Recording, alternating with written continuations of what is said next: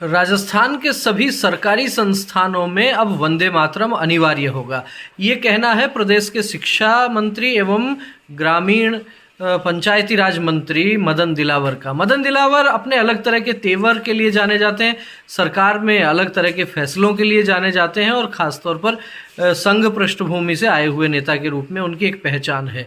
और उनके जो भी फैसले होते हैं उनमें भी कहीं ना कहीं विचारधारा का पुट देखा जाता है।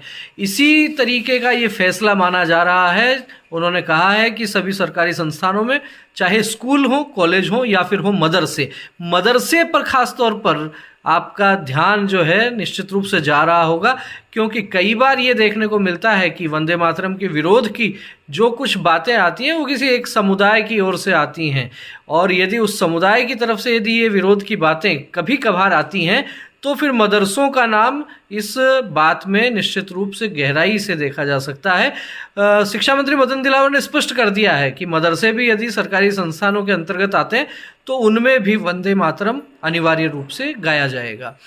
मदन दिलावर ने यह भी कहा कि ये वर्ष जो है वो देशभक्ति का वर्ष एक प्रकार से माना जाएगा, और चूँकि 7 नवंबर 2025 को वंदे मातरम को 150 वर्ष हो रहे हैं, और वंदे मातरम के लिए मदन दिलावर ने यह भी कहा कि ये भारत की आत्मा है, ये केवल एक गीत नहीं है, बड़ा समृद्ध इतिहास वंदे मातरम का रहा है।